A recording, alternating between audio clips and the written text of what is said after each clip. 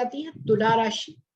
तुला राशि में यदि हम देखते हैं तुला लग्न में, तो तुला लग्न वालों के लिए केतु लग्न पर आ जाता है और राहु सप्तम भाव में। तो हम पहले राहु को ही देखते हैं। तो राहु सबसे नक्षत्र में, इनके लिए जो सूर्य है एकादश भाव का सूर्य, ये लाभ देने वाला है हर तरह से। कोई पार्टनरशिप हो, लाइफ पार्टनर से धन लाभ मिलने की प्रबल योग बनाता है सूर्य की ये नक्षत्र में जब तक ही भ्रमण करेगा, और सप्तम भाव में विशेष रूप से सामने वालों से फायदा होगा। इसके अतिरिक्त जब वो शुक्र के नक्षत्र में चलेगा राहु, तो लग्नेश और अष्टमेश हो जाएगा शुक्र। ये इससे संबंधित चिंता, मानसिक रूप से चिंता, मानसिक चिंता, परेशानी, कई लोगों को शुगर वगैरह या बढ़ना या डायबिटीज टाइप, ये शुगर बढ़ना, ये सारी परेशानियां वो दे सकता है, चिंता जरूर देगा। इसके अलावा जब आगे चलकर ये केतु के नक्षत्र में आ जाएगा, तो केतु चूंकि लग्न पे है और वो केतु भी शुक्र का ही एजेंट है, तो कुछ इसी प्रकार के लग्नेश और अष्टमेश से जुड़े हुए फल, कहीं उनको ऐसी अप्रिय जगह पे भी जाना पड़ सकता है, या मतलब अनजानी या नई जगह पे जाने में, एडजस्टमेंट करने में मानसिक रूप से थोड़ा सा भय उनको लगा रहेगा, परेशानी, मेंटली थोड़ा सा भयभीत या मिसफिट रह सकते हैं। धीरे धीरे फिर बाद में जाके वो ठीक हो जाएंगे, लेकिन थोड़ी सी परेशानी तुला लग्न वालों को रहेगी। अब आता है केतु। केतु जो है पहले गुरु के नक्षत्र में चलेगा, तो गुरु इनके लिए तृतीयेश और षष्ठेश है, ये ठीक नहीं है, थोड़ा सा मिक्स रिजल्ट्स देता है, बहुत अच्छे भी नहीं, स्थान परिवर्तन भी दे रहा है और थोड़े से छठे भाव से जुड़े हुए फल भी दे रहा है, अच्छे भी हैं बुरे भी हो सकते हैं। उसके बाद जब राहु का नक्षत्र आएगा तो राहु सप्तम भाव में ही है, हालांकि वो मंगल का एजेंट है, धनेश सप्तमेश है, कुछ लोगों के विवाह इत्यादि भी संभव है, लेकिन फिर भी राहु के कारण, राहु और केतु लग्न सप्तम में रहते हैं, तो मानसिक रूप से बहुत उसको विचलित करते रहते हैं, डोलायमान जिसको हम बोलते हैं, स्टेबल नहीं रखते, अप्स एंड डाउन्स मेंटली चलते रहते हैं। यदि उनका चंद्रमा भी कमजोर हो तो और ज्यादा। इसके बाद आ जाता है केतु जो है यदि मंगल के नक्षत्र में आता है, तो मंगल इनके लिए धनेश सप्तमेश है, तो वो शादी के योग जरूर बना रहा है, लेकिन ये अंतरजातीय विवाह की तरफ ले जाता है। राहु और केतु लग्न सप्तम में रहते हैं तो अंतरजातीय विवाह की तरफ ले जाते हैं, तो वो हमें देखना पड़ेगा कि कई लोग शादी कर सकते हैं, करना चाहते हैं और इंटरकास्ट मैरिज के लिए जा सकते हैं। अब आ जाती है वृश्चिक लग्न। वृश्चिक लग्न वालों के लिए राहु छठे भाव में और केतु 12वें भाव में आ जाए। तो छठे भाव में राहु आएगा सबसे पहले ये सूर्य के नक्षत्र में। सूर्य का नक्षत्र, सूर्य इनके लिए दशम भाव का, तो जो इनके कार्य क्षेत्र का फैलाव बढ़ सकता है, उसमें इनको सफलता मिल सकती है। और अभी तो सूर्य जो है उच्च का भी चलेगा 1 महीने, तो इस पीरियड में तो इनको काफी अच्छे परिणाम प्राप्त होंगे। शुक्र का जहां तक सवाल है, शुक्र के नक्षत्र में वो सप्तम भाव और व्यय भाव है, तो शुक्र के गोचर के अनुसार कईयों के विवाह भी हो सकते हैं, लेकिन विवाह में रुकावट भी आ सकती है, या जिनकी शादियां हो चुकी हैं उनके मतभेद भी हो सकते हैं, क्योंकि राहु छठे है और शुक्र जो है वो 12वें भाव का स्वामी, तो छठे 12वें भाव के स्वामी का संबंध से इनके आपस में पार्टनर से, लाइफ पार्टनर से किसी न किसी तरह की दिक्कतें हो सकती हैं। इस तरह से हमें इसको देखना पड़ेगा जब राहु शुक्र के नक्षत्र में चलेगा विशेष रूप से। और केतु के नक्षत्र में भी लगभग यही परिणाम रहेंगे, क्योंकि मैंने आपको पहले ही बताया कि केतु शुक्र का एजेंट है और मंगल राहु का, राहु जो है वो मंगल का एजेंट है। इस तरह से ये जो गोचर है अभी छठे और 12वें भाव में राहु और केतु का, इनको थोड़ा स्वास्थ्य संबंधी समस्याएं भी देगा वृश्चिक लग्न वालों को, कुछ ना कुछ चलता रहेगा हल्का फुल्का, और खर्चे भी करवाएगा और कुछ मतभेद भी करने की कोशिश या करवाने की कोशिश करेगा। अब अगर अपन केतु का गोचर देखें तो केतु जो है गुरु के नक्षत्र में है, गुरु इनके लिए पंचमेश और धनेश है, तो ये केतु जो है ये यदि इसकी दशा अंतर्दशा चलती है तो अच्छे परिणाम दे रहा है। जिसकी राहु की महादशा चलेगी उसको ज्यादा परेशानी होगी। केतु जो है गुरु के परिणाम दे रहा है, तो गुरु के नक्षत्र तक तो वो ठीक है, लेकिन जब वो खुद भी राहु के नक्षत्र में चलेगा तो बहुत अच्छे परिणाम नहीं रहेंगे, वही मतभेद, अलगाव की स्थिति बन सकती है इस तरह से। या कहीं जा सकते हैं, या दूर दूर हो सकते हैं बिजनेस लाइफ पार्टनर से, कहीं वो कहीं और चले जाएं, आप कहीं और चले जाएं, मतलब अलग अलग रहना संभव हो सकता है। इसके बाद जब वो मंगल के नक्षत्र में चलेगा तो लग्न और छठे भाव से भी जुड़ रहा है और खुद 12वें भाव में है, तो वही हेल्थ से संबंधित इश्यू वृश्चिक लग्न वालों के लिए ज्यादा दिखाई देते हैं। यदि केतु की महादशा चले या मंगल का अंतर चले या मंगल की महादशा में केतु का अंतर चले, इस तरह से हम है वृश्चिक लग्न वालों का फल देख सकते हैं। अब आती है धनु लग्न। धनु लग्न वालों के लिए ये जो है पंचम और एकादश भाव में इनकी युति, इनका दृष्टि गोचर या गोचर चलेगा। अब हम देख लेते हैं कि राहु सबसे पहले सूर्य के नक्षत्र में। अब सूर्य धनु लग्न वालों के लिए भाग्येश बहुत बढ़िया है, उनका लक बहुत साथ देगा, अच्छे रहेंगे, उनको फल अच्छे मिलेंगे, उच्च शिक्षा में उनको सहायता मिलेगी, कोई शोध प्रबंध करना चाहते हैं उसमें सहायता मिलेगी, या स्पिरिचुअल आध्यात्म में जाना चाहते हैं तो उसमें भी मदद मिलेगी। इसके अतिरिक्त सूर्य कहाँ है, उसकी स्थिति क्या है, उसमें भी मदद मिलेगी। हाँ, राहु मंगल का एजेंट होने से जो उनकी अभिरुचियां रहेंगी उनके ऊपर खर्चा भी कराएगा, ये भी एक रहेगा। उसके बाद आता है शुक्र का नक्षत्र। शुक्र के नक्षत्र में शुक्र इनके लिए 6th और 11th हाउस लॉर्ड है, छठा और 11वां। तो ये फल जो है राहु बहुत अच्छे देगा कि जो भी प्रयास ये करेंगे, कुछ भी कंपटीशन या किसी भी तरह के, उसमें इनको सफलता। इस दृष्टिकोण से राहु का जो गोचर है या उसकी दशा अंतरदशा के समय गोचर अच्छा रहेगा, इसमें सफलता मिलेगी। कला के क्षेत्र में भी सफलता मिल सकती है क्योंकि शुक्र इसका कारक है। उसके बाद आता है केतु का नक्षत्र। तो केतु भी इनका 11th हाउस में है, तो केतु के नक्षत्र में भी जब राहु भ्रमण करेगा तो इनको अच्छे ही फल प्रदान करेगा, हर विषय में, हर क्षेत्र में सफलता, इस तरह से। अब केतु यदि जब करेगा तो केतु जो है गुरु के नक्षत्र में है, तो चतुर्थेश और लग्नेश गुरु है, तो स्वास्थ्य संबंधी अच्छे फल देगा, हेल्थ अच्छी बनाएगा और सुख सुविधा संपन्नता भी बनाएगा। और विशेष रूप से क्योंकि अभी साल भर तो कम से कम गुरु जो है वो चतुर्थ भाव में ही चल रहा है, तो उसके गोचर का भी इनको फायदा मिलेगा कि घर में बढ़ोतरी होगी, घर हो सकता है घर में और ज्यादा बड़ा घर ले लें, ये लोग खरीद लें, या उसमें अच्छा से डेकोरेशन वगैरह करें, उसमें सजावट का सामान, या विस्तार करें क्योंकि विस्तार का कारक है। उसके बाद राहु के नक्षत्र में जब चलेगा तो पंचम भाव से संबंधित, इसमें संतान भी हो सकती है, संतान पर भी खर्चा करना पड़ सकता है, या संतान को विदेश भेजना है या पढ़ाई के लिए, किसी भी तरह से खर्चे हैं जब राहु के नक्षत्र में है, लेकिन वो खुशी वाले खर्चे हैं, उसमें आदमी को दुख नहीं, वो सहर्ष खर्चा करने के लिए प्रस्तुत होगा। इसके बाद आता है क्योंकि मंगल का नक्षत्र, तो मंगल भी पंचमेश और व्ययेश है, तो वो कुल मिला के उनको मन की इच्छा के अनुसार खुशी खुशी खर्चे करने में आनंद आएगा, इस तरह से हम इसको कह सकते। अब आती है मकर लग्न। मकर लग्न वालों के लिए ये जो गोचर है ये वही चतुर्थ भाव और दशम भाव में चलेगा। कर्क लग्न में भी चतुर्थ और दशम आया था, इसमें भी चतुर्थ और दशम है, बस फर्क यह है कि इसमें राहु चौथे भाव में और केतु दशम भाव में।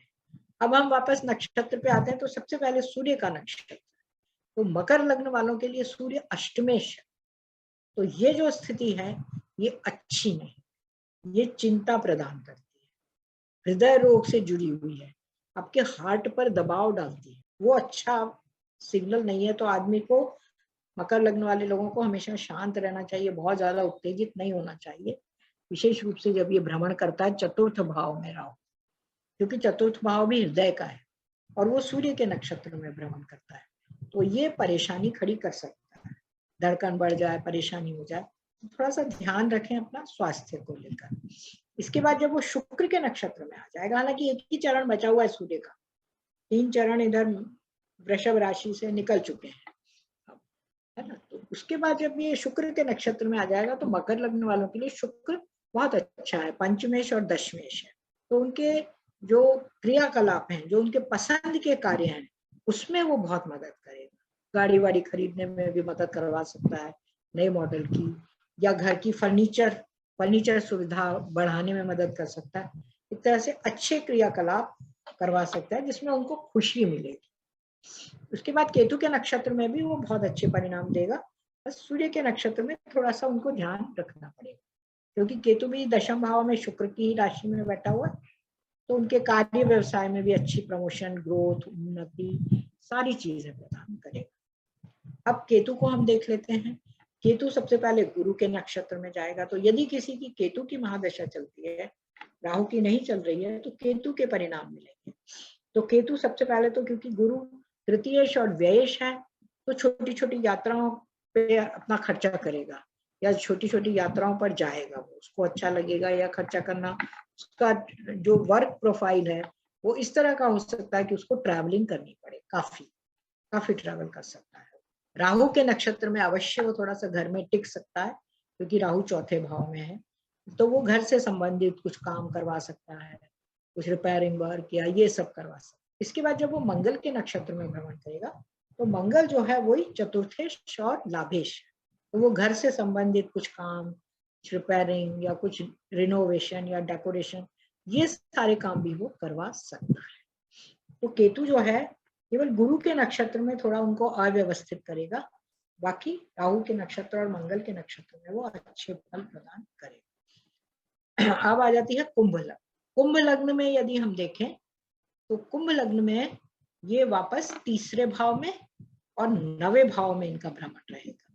राहु का भ्रमण तीसरे भाव में, केतु का भ्रमण 9वें भाव। सबसे पहले सूर्य के नक्षत्र में तो इनका सप्तमेश है सूर्य, तो जिनके शादी ब्याह रुके हुए हैं या नहीं हो रहे होंगे, वो अभी तुरंत, अभी इस समय आप देख भी रहे हैं कि अभी बहुत सावे भी हैं, तो बहुतों के शादी ब्याह तो निपट जाएंगे इसमें, है ना, क्योंकि अभी रुके हुए थे मार्च में, अब 14-15 अप्रैल से अब जो शुरू हो रहे हैं, तो मैक्सिमम मैरिजेस बहुत ज्यादा हैं, तो ये इनके कुंभ लग्न वालों की बहुतों की शादियां हो जाएंगी। अब तो ये गोचर भी देख लीजिए, मंगल शुक्र सामने ही बैठे हुए हैं सब लग्न पे, तो सप्तम भाव को भी देख रहे हैं, तो शादी ब्याह संभव है या किसी से पार्टनरशिप संभव है किसी न किसी तरह से। उसके बाद जब वो शुक्र के नक्षत्र में आएगा, तो शुक्र भी इनके लिए चतुर्थेश है और भाग्येश है, बहुत बढ़िया है, भाग्य की दृष्टि से भी अच्छा है, सुख सुविधा बढ़ाने की दृष्टि से भी अच्छा है।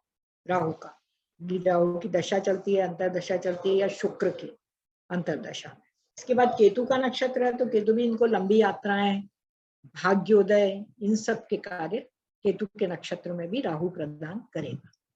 अब केतु जो है वो इनके लिए सबसे पहले गुरु के नक्षत्र में जब आता है, तो गुरु इनके लिए धनेश और लाभेश है, तो अच्छी, यदि केतु की किसी की महादशा चलती है तो वो भी बहुत अच्छा है, भाग्य से, किस्मत से इनको धन लाभ होगा। गुरु के गोचर में जब भी ये रहेगा पूरा, किस्मत के धनी है। अभी तक तो ये अपना काम करके, मेहनत करके धन कमा रहे थे, अब ये किस्मत से भी इनको लाभ मिलेगा, भाग्य साथ देगा। उसके बाद राहु के नक्षत्र में जब चलेगा केतु, तो राहु जो है क्योंकि मंगल का एजेंट बन जाएगा और तीसरे और 10वें भाव से जुड़ा हुआ है मंगल, तो मेहनत करेंगे उसका फल इनको अवश्य मिलेगा। और छोटी मोटी यात्रा, नए परिचय क्षेत्र बनाकर कोई एजेंसी वगैरह लेके भी इनको फायदा संभव है, केतु उनको ये फल देगा। और अंत में मंगल, तो मंगल के भी वही सेम फल रहेंगे, तृतीयेश और दशमेश के, एजेंसी लेना, किसी से कॉरेस्पॉन्डेंस करना, किसी जान पहचान वाले से कोई काम होना, ये सारे फल जो है केतु इन्हें देगा अपनी। अगर उसकी दशांतर दशा भी चल रही है तो ये गोचर उसके फल दिलवाने में बहुत सहायक सिद्ध होगा। अंत में आती है मीन लग्न। मीन लग्न वालों के लिए गोचर धन भाव और अष्टम भाव में चलेगा, मतलब ये कायदे से देखा जाए तो जातक का तो धन भाव हो गया, लेकिन उसका अष्टम भाव भी हो गया, और इनके पार्टनर के लिए धन भाव भी है और अष्टम भाव भी है, तो दोनों के लिए कुछ खुशी का भी कारण है धन के आमद से, कुछ चिंता का भी कारण है। तो राहु जो है सबसे पहले जब सूर्य के नक्षत्र में चलेगा, तो सूर्य इनके छठे भाव का कारण, तो सूर्य छठे भाव में रहकर मतभेद बढ़ाता है, अनायास क्रोध दिलवाता है, गुस्सा दिलवाता है, या कुछ स्वास्थ्य संबंधी समस्याएं इनको दिलवा सकता है। यदि गुरु के साथ भी, क्योंकि गुरु भी इनका लग्न पे चलेगा, हालांकि गुरु से उसका राहु का संबंध नहीं बन रहा, लेकिन उसके बाद जब वो शुक्र के नक्षत्र में चलेगा, तो शुक्र भी इनके लिए अच्छा नहीं है। मीन लग्न वालों के लिए तृतीयेश और अष्टमेश है, पर शुक्र को हम सौम्य ग्रह मानते हैं, इतना दुष्ट नहीं मानते। तो व्यक्ति परेशान तो होता है, उसको कष्ट होता है, लेकिन फिर भी वो सहने योग्य रहता है।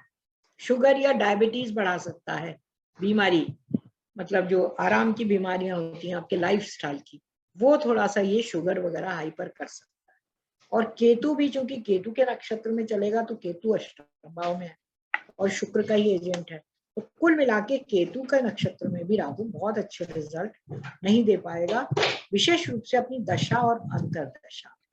तो राहु की महादशा मीन लग्न वालों के लिए बहुत अच्छी नहीं है। ये जब राहु मेष राशि में गोचर करेगा, एक ना एक चिंता, एक ना एक परेशानी। और केतु के गोचर हम देख रहे हैं तो केतु जो है अष्टम में है और गुरु के नक्षत्र में यदि भ्रमण कर रहा है तो सीधा सीधा स्वास्थ्य से जुड़ रहा है, और अभी गुरु भी लग्न पे ही कर रहा है। तो स्वास्थ्य संबंधी समस्याएं यदि केतु की महादशा चल रही है व्यक्ति की, तो स्वास्थ्य संबंधी बीपी बढ़ना, शुगर बढ़ना, ये दोनों चीजें तो आप मान के ही चलिए कि वो स्वास्थ्य विषयक समस्याएं बहुत देगा जब तक वो गुरु के नक्षत्र में। उसके बाद राहु के नक्षत्र में रहेगा तो राहु सेकेंड हाउस में है, मंगल का एजेंट है। फाइनेंशियली तो उनको गेन करवा सकते हैं, लेकिन फिर भी बोलने में थोड़ा गुस्सा आ जाना, जल्दी बदतमीजी से बात करना या इनसिक्योर फील करना, ये वो व्यक्ति जो है थोड़ा सा कर सकता है। और अंत में मंगल के नक्षत्र में भी रहेगा, केतु जब भी भ्रमण करेगा पूरा, तो मंगल के नक्षत्र में भी वो धन भाव और भाग्य भाव से जुड़े हुए रिजल्ट देगा कि फाइनेंशियली उनको अटके हुए पैसे उनको मिल सकते हैं, भाग्य से मिल सकते हैं, लेकिन कुछ कुछ मानसिक परेशानियां भी हो सकती हैं। इस तरह के रिजल्ट जो हैं, राहु और केतु जब ये राशि परिवर्तन करेंगे तो अपने गोचर में हमको विभिन्न तरह के फल देंगे। हमें ये देखना है कि हमारी राहु की महादशा चल रही है या केतु की चल रही है। यदि इन दोनों में से किसी की भी नहीं चल रही तो इनकी अंतरदशाओं में आपको इस तरह के फल अनुभूत होंगे। अगर महादशा अंतरदशा नहीं है तो आप परेशान होने की आवश्यकता नहीं है। अंतरदशा प्रत्यंतर दशा में आप इस तरह के फल, अच्छे या बुरे जो भी हैं, वो आप प्राप्त करेंगे और महसूस करेंगे। और नहीं तो जिस दिन चंद्रमा राहु या केतु के नक्षत्र में भ्रमण करता है उस दिन तो आप अवश्य ही महसूस कर लेंगे। आप लोगों ने सुना, इसके लिए आपका बहुत बहुत धन्यवाद। हमेशा की तरह एक अद्भुत, बहुत ही बढ़िया वीडियो, एक पूर्ण जानकारी, एक ऐसा वीडियो जिसका लाभ सभी को होगा। आदरणीय उत्तरा दीदी का मोबाइल नंबर और ईमेल एड्रेस यहाँ पर दिया हुआ है। दीदी शिक्षा एवं कंसल्टेंसी, ये दोनों सर्विसेज प्रोवाइड करती हैं। जिनको शिक्षा संबंधित कोई बात करनी हो या कंसल्टेंसी संबंधित कोई बात करनी हो, आप उनको डायरेक्टली फोन कर सकते हैं या ईमेल कर सकते हैं। तो आज एक बहुत बहुत शानदार वीडियो के लिए हृदय से धन्यवाद, आभार एवं नमस्कार।